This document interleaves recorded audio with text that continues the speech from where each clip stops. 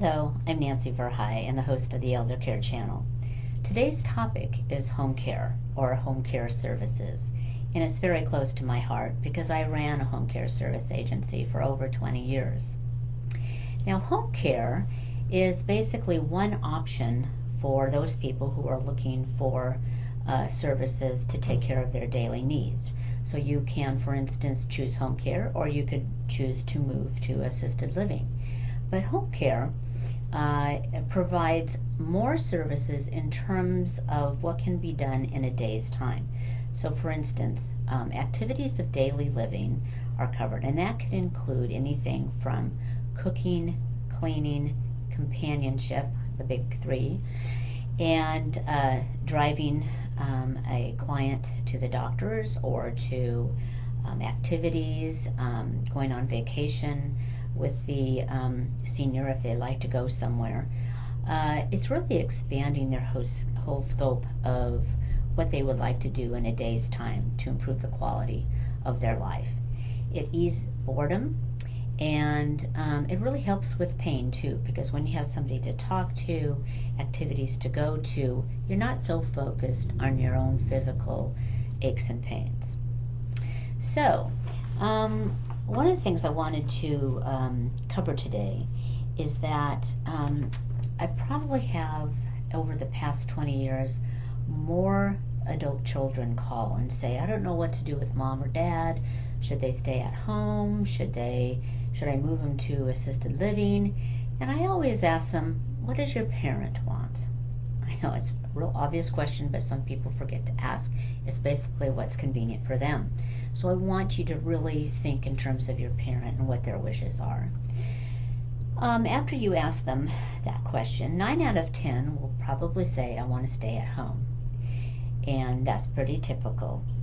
One of the things you could do is think in terms of trying the least disruptive, least expensive option first. So for instance, moving a senior to assisted living can be one of the most stressful things, both for the senior and the family members. And so to alleviate that stress and expense, because it could cost $3,000 to $5,000 a month depending on where you're housed or what housing that you select, I always say, once again, try the least expensive, least disruptive option first, which would mean bringing a caregiver into the home to provide these services. And it could be once a week, it could be once a day, it could be 24 hours a day. But if you try little steps at first, many times that really helps in the decision-making process. You could always adjust the service. Later on, you could add services or decrease services if your parent gets better after a hospitalization or a long-term illness. So that's something to really think of. Now, home care agencies are not created equal. The state requirement in Washington State is that the home care agency be licensed.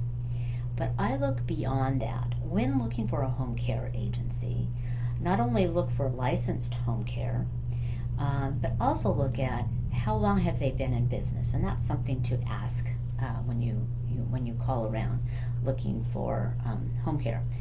Ask how long have they been in service. There's a lot of franchises now that have a lot of new people coming in, and their only background is that they've had an aging parent themselves with no physical, training in the medical profession.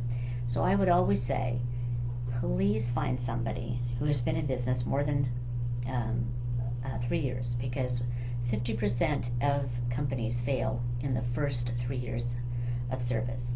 The next is have a medical professional on hand. Now I know home care, as licensed by the state of Washington, does not require a medical professional because it's considered custodial, non-medical tasks like cooking and cleaning.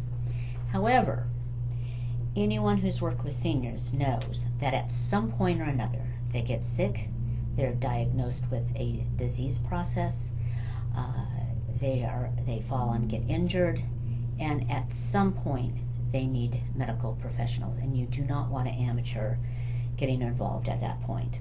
So I always, before I refer anybody to another care agency, I once again will screen that agency and make sure that they meet at least those two requirements. And also I look at their training program for caregivers and make sure that it's not a flimsy 8-hour program. We require, for instance, or what you should require, are CNAs and home care aides, which are now required in the state of Washington. So if any of you are looking for a home care agency, look to our directory here for those who have been vetted and meet our standards of meeting those 3 requirements. And if you have any other questions, please email me here at the Elder Care channel, and I'll be happy to answer. Thanks so much for tuning in today. Bye-bye.